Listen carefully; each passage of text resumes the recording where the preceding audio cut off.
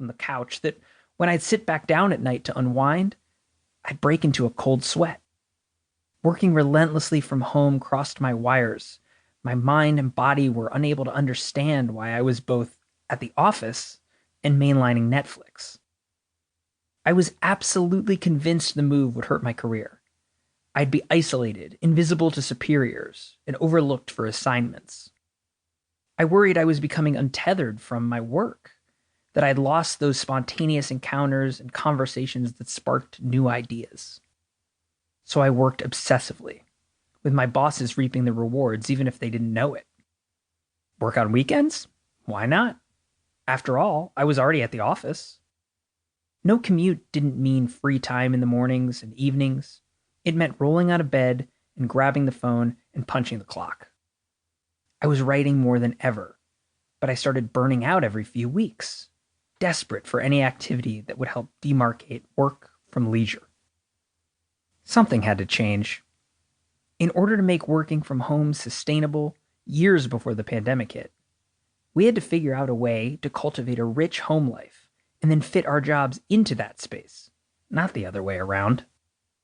That meant disconnecting more, but it also meant changing the rhythms of our days and doing away with the rigidity beaten into us by the modern workplace. Once we made those changes, the lesson was immediately clear. Offices can be bullies. They force us to orient our days around commutes. They commandeer our attention with sometimes enjoyable, unscheduled drive-by meetings. They elevate the feeling of productivity over being productive. They're a breeding ground for microaggressions and toxic loops of hierarchical behavior. It's no surprise that people who thrive in the office are almost always the same people who've accumulated or were raised with a lot of identity-related privilege outside of it. Working from home can be a meaningful act of control and resistance, but it's also not a cure-all. It can't promise to fix the rot at the core of modern capitalism. All of the toxic dynamics listed before can be ported over to the remote work world.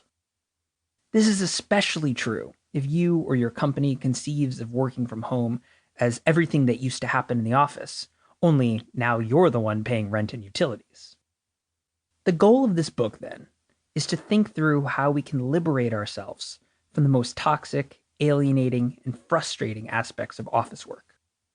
Not just by shifting the location where the work is completed, but also by rethinking the work we do and the time that we allot to it. This book isn't a how-to manual. It isn't self-help, at least not in the traditional way we think of it. We don't profess to have anything figured out. Balancing work and life continues to be a struggle for us, and we fail all the time, in part because we do find satisfaction in our jobs. This book is also specifically focused and addressed to the 42% of workers whose jobs can be done remotely, far from universal. But for that 42%, and growing, we're trying to figure out what's broken about the thing that takes up so much of our waking hours, and begin to try to fix it.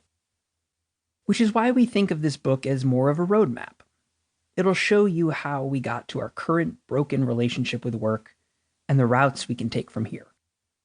We can double back, reproducing the same soul-sucking, exploitative office dynamics as before, only doing it from home.